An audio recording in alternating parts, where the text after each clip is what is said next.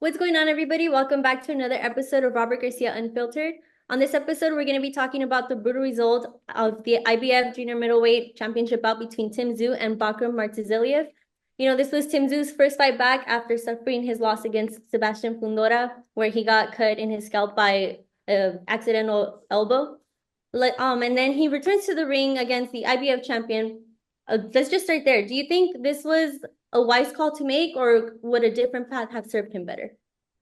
Now that we got the results, everybody's saying, "Oh, it was bad call, bad management." Nobody knew who Bakram was. We knew he was fucking strong because we had him in our gym. Before we moved to Riverside, he was there, and we worked with him for a little bit.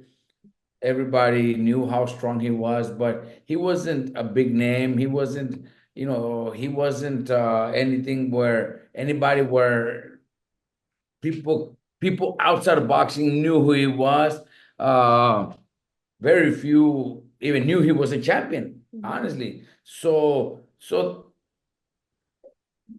Tim Tszyu's team thought, okay, we come back from a loss. This is probably the perfect fight. But nowadays, everybody has to know that those guys, those guys from Russia, Eastern Europe, Europeans, whatever, those guys are strong. Those guys are always, it doesn't matter, which one it is. Those guys are strong. It doesn't matter who, especially if he's already a champion, you got to be careful with those guys. Top 10 guy is going to be dangerous because those guys are strong. They're dedicated. They're focused. They live to fight. They we got to know by now, us in boxing, that those guys have been training since they're fucking 3 years old. They're training to become fighters. And that's all they do growing up. It's not like we do it here in the States or Mexico where kids are kids, and if they're good, they're talented, they keep doing it, the dads support them. But very, very, very few are those that since the beginning are just training for boxing, for boxing, for boxing. Those Russians, that's the way that's the way it is, man. They are raised to be fighters, and since they're kids, they're already getting ready for that. So you got to be careful with those guys, man. We have to be careful with those guys. Yeah, I think hindsight's 2020. Now everybody looks back and says, why did they take that fight? But before, I think Bakram would have been the guy that anybody at 154 would have signed up to fight, because even in his title fight, it wasn't the easiest fight for him. It was a close win for him, where he didn't have the performance that he had now against Tim Tszyu. I think it's I think it was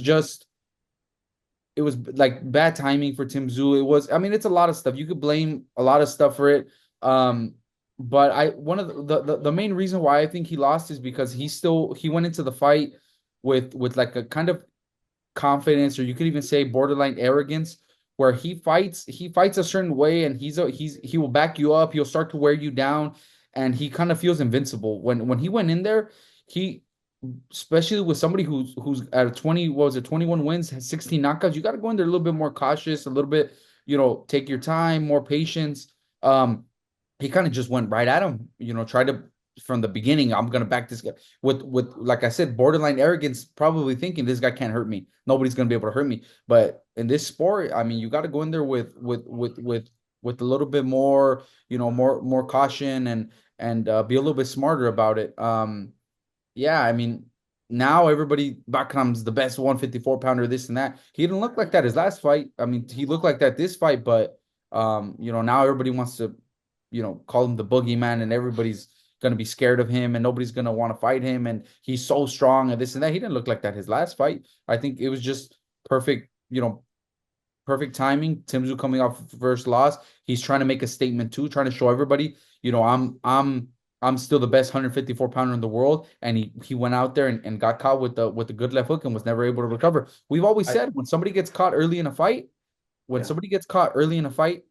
um, it's not because they weren't prepared. They didn't lose because Tim Tszyu didn't lose because he wasn't prepared because of this. Because he got caught cold early in the fight and was never able to recover. And that's it. That's literally all it is. I think that's where we have to think and talk about, and people in boxing should know That's where it was. He was a little arrogant, thinking, "No, I'm gonna go right through this guy." I don't know if he didn't listen to his corner or his corner just made that big mistake of themselves being the same way. Oh yeah, what happened in the last fight against Fundora. We're gonna come and show everybody that you're unbeatable, that you're unstoppable, that nobody's gonna stop you. He should fight a little bit smarter. This guy's strong, so he was coming right at him. He never seen him try to do a little bit of in and out, little bit of footwork, a little bit of counter punching. He was just going right at him, and I think, like Pita says, I think that's where he made the mistake.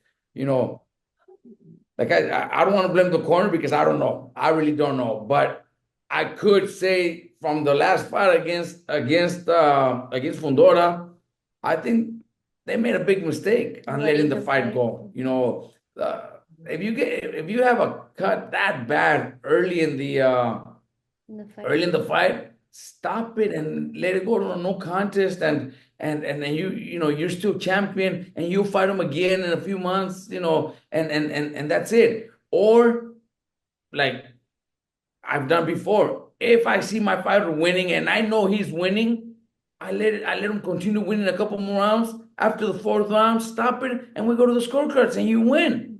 Where I think they could have done that with Tim Tszyu after the fifth, sixth round. He was ahead. He was winning. Stop the fight and go to the scorecards. But instead, they let him fight for 6 more rounds, 6 or 7 more rounds. More. With all that blood that was coming out, that was a big mistake. And now training or preparing to fight Bakhram the way they did, where there was no let's start off, let's be a little careful, let's try to use some counters, no, it was go straight at him, show the world that you're Tim Tszyu and nobody's gonna beat you, and you're not stoppable. Maybe it was just Tim Tszyu thinking like that and he didn't listen. I don't know, but big mistake. Yeah, if from this fight, it's hard to say whose fault it was, or if he listens to his coach. Or like I said, when a fighter gets hurt early in a fight, it's really difficult to blame anybody because he got hurt. It's really difficult to say how well he was prepared, or if that last fight affected him at all. It's hard because he got hurt so early. Like my dad said, the one thing, like now you look at it and everybody wants to say, oh, he shouldn't have fought Bakhram. They should have gave him another fight or whatever. That's totally apart. I think the issue, like my dad said, was the last fight. You could look at that last fight and the exact moment when he got cut. If he was winning the fight. I think 9 times out of 10, Tim Tszyu would have beat Sebastian Fundora. The one time is if something crazy like that happens, you get elbowed, you get that big gash on the top of your head. Right there, you could literally look at the corner and say they should stop this. Like if they stop this before in a fight, if you stop it before the 4th round, like my dad said, draw. After the 4th round, Tim Tszyu was winning the fight. We go to the scorecards, we win the fight, we keep our titles. If that happens, he never fights. He never fights Bakhram. This never happens. This fight never. We don't even have to, go back and forth of he should have fought him. He shouldn't have. Whatever. This fight never happens because he beats Fundora. He becomes a unified champ. We probably see him, fight Terrence Crawford or Charlo like he's been wanting to, or he goes on to the bigger names and he doesn't take. He had to take this Bakhram fight because it's a world title fight. It's Crawford fought in August. Virgil and Boachuk fought a week after. He's looking for something. Obviously we're in October. He's looking for something. Bakhram's the only world champ that's available, and let's do it. That's the direction we're headed. He had to take that fight because his corner failed him a few months ago when he fought Fundora. That's where it all started. That right there, I could look at it and say that's the reason that he was in the situation he was in. Not should he have fought this guy? Maybe whatever. That nobody thought Bakhram was going to beat him. Nobody did. Nobody thought what happened was going to happen. But you can look back at that corner and say they should have. They did a disservice to Tim Tszyu. They should have taken care of him, and none of this would have ended up happening. But obviously, it's too late, and what happened this Saturday. His corner thought, or his team, to come back and to get those fights that like we were expecting. You have to win a world title right away. You have to win a title. You have to, and they thought it all started with the Fundora fight. Yeah, they thought it was going to be his win. Tim Tszyu, And Tim Tszyu is a bad dude, man. I give a lot of respect to Tim Tszyu because he's taken tough fights. Coming off of that loss, he took a world title fight right away against an undefeated, unknown 21 and 0 or whatever his record was, 16 knockouts, and big power puncher. You got to give credit to fighters that are like that. But you need the team that guides you the right way, or that will take care of you when you need it. And when he fought Sebastian Fundora, he would have never gave up. Just like fighters don't give up. Fighters are tough. Like they're willing to. A lot of guys are willing to die in the ring, but you as a cornerman need to protect them from that kind of stuff. And you need to be the one that kind of saves your fighters every now and then. And his team didn't do that for him when he fought Fundora. And this now it was just it's too late now. Now they probably ruined the kid's career now. And it all started with that Fundora fight. And you would think that they would have the experience because his dad was a champion. Yeah, but I don't think does he have the same team as his dad had, or how does that work? Because he didn't talk to his dad for years, and they didn't have a good relationship. So I'm not sure if I don't know the boxing scene out there too well. I didn't follow Costa Tszyu's career, so I don't know who his coaches are. Maybe my dad knows, but I don't know who they are. Yeah, that's what I'm saying. So I don't know if it's the same guys that are coaching Tim Tszyu right now. I have no idea. I can't tell. But then they're boxing is so different. You have fighters that were fucking badass world champions, and as coaches, they have no idea what they're doing. Yeah, it's just reality.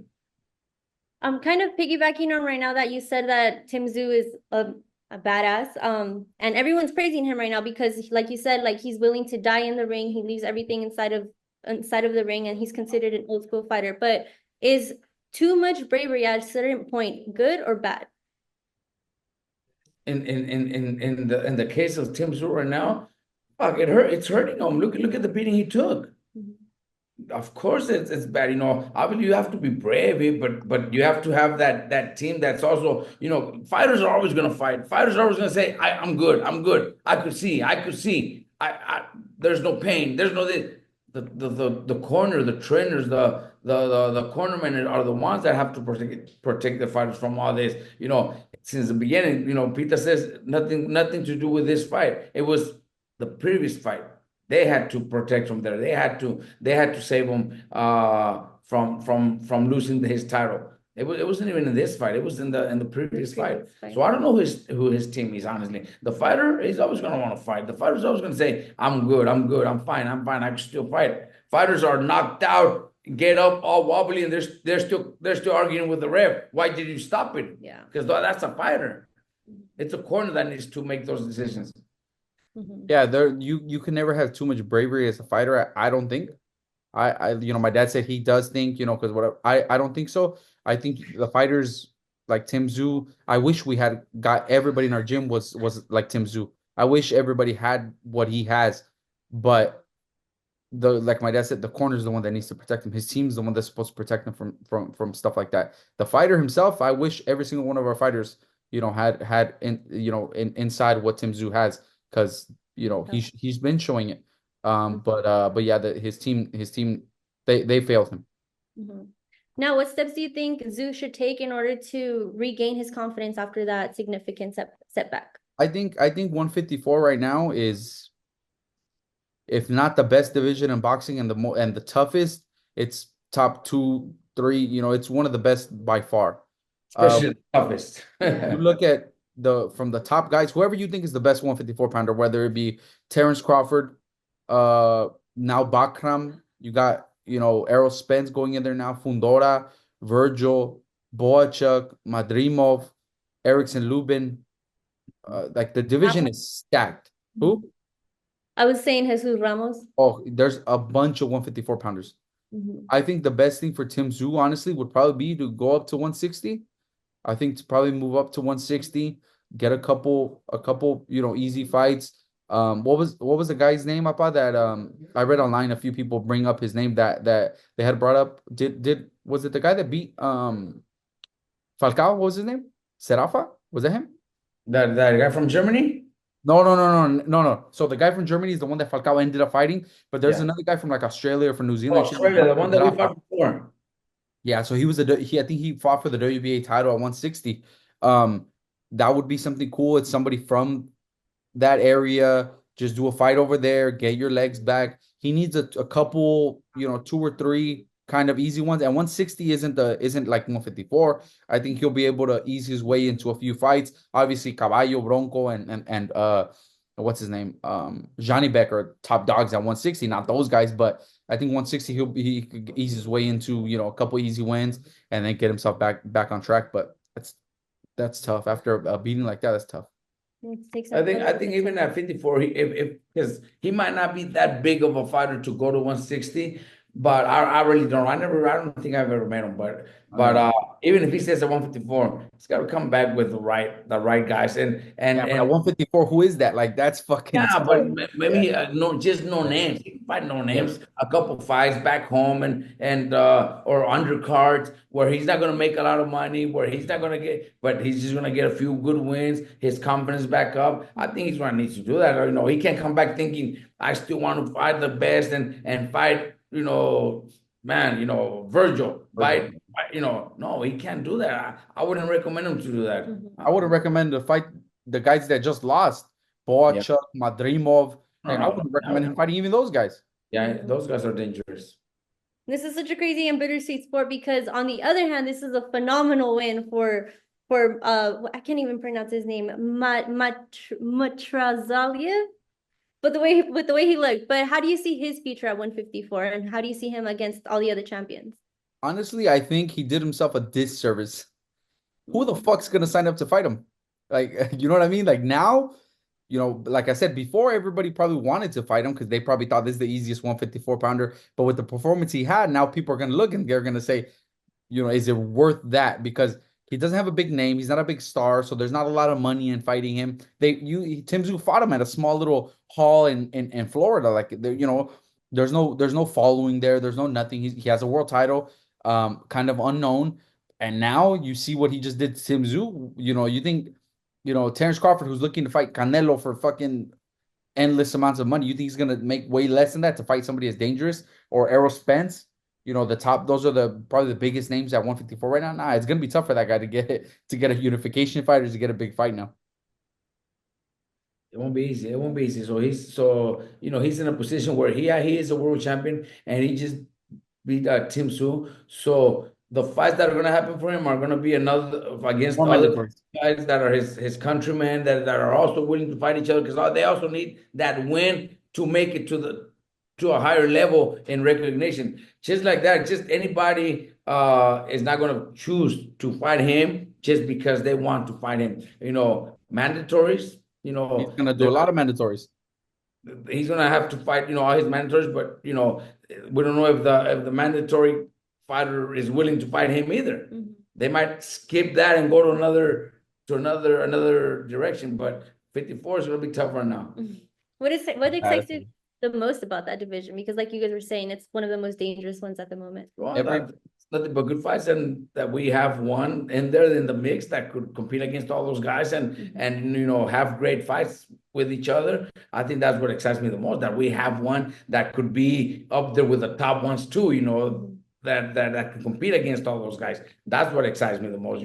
Yeah, it's an exciting division right now. But if we didn't have nobody, well, we'll just be moving on with the rest of the guys. We'll be watching. Yeah. But what excites me the most is that we have Virgil Ortiz that could fight any of those guys. Yeah.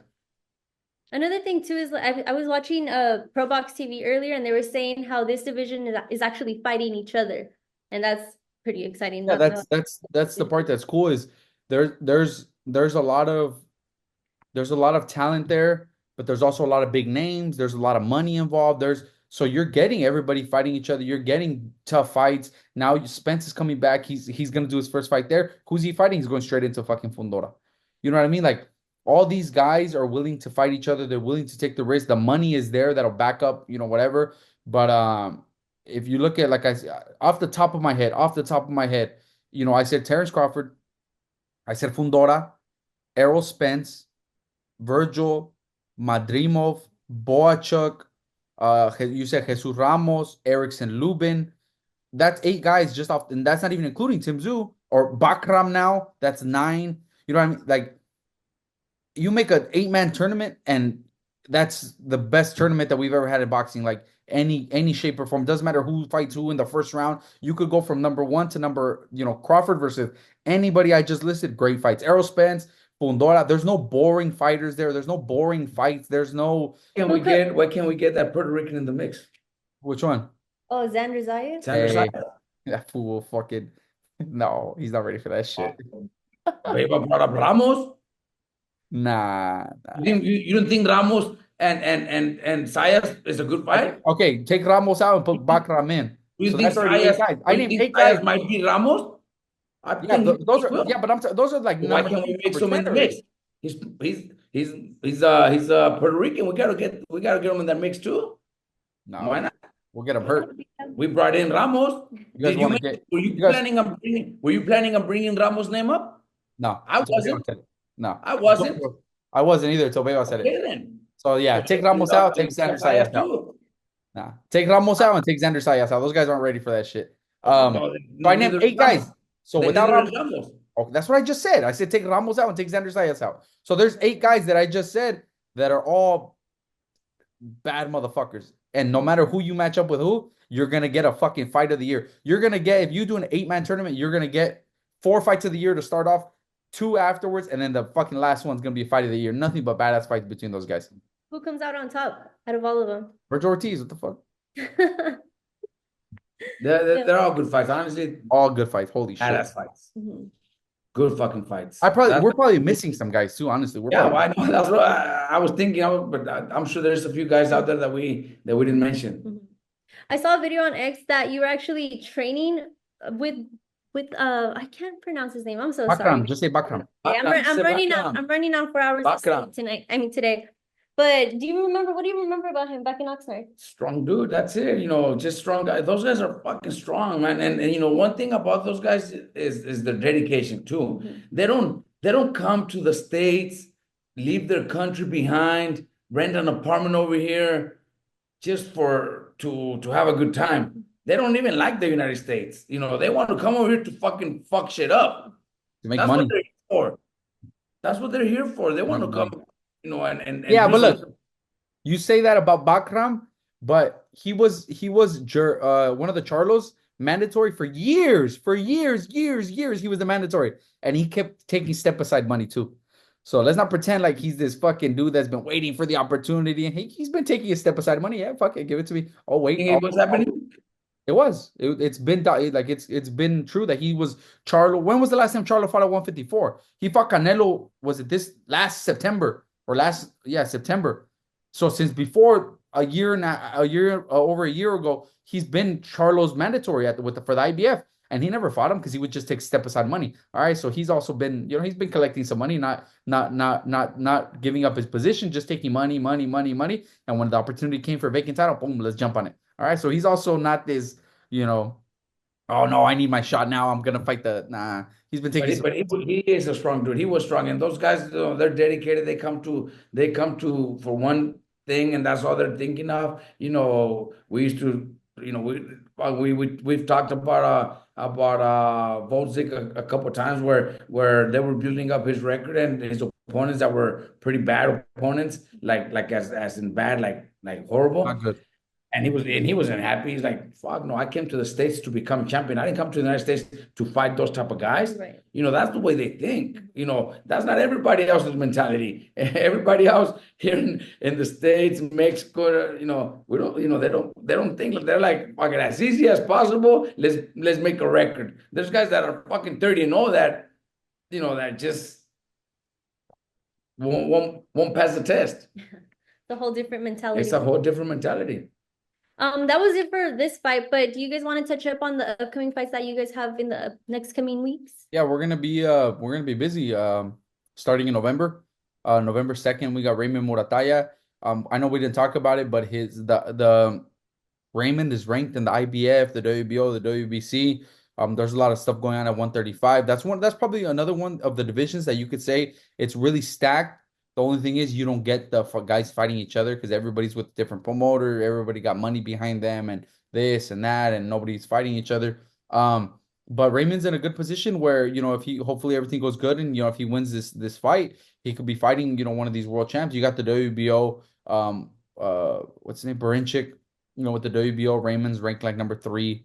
The WBC, Raymond's ranked like number 2, but it looks like Shakur is gonna fight Camarón Cepeda. The IBF is the one that looks like maybe That's gonna put Raymond as number 1 too. yeah, it could. The IBF is the only one that could probably open up for Raymond with talks of Lomachenko possibly retiring and stuff. Zaire Abdullayev, I don't know if I pronounced his name right. He lost to Devin Haney a few years back. Had a good win this weekend where he became the mandatory for the IBF. He has the same managers as Lomachenko, so you could kind of see where maybe if Lomachenko retires, they maneuver their fighter to get the shot at they share the same manager, so his manager gets him the title fight. The only guys ranked above Raymond in that one are Camarón Cepeda, who could probably be going the WBC route, and then He's fighting the WBC interim.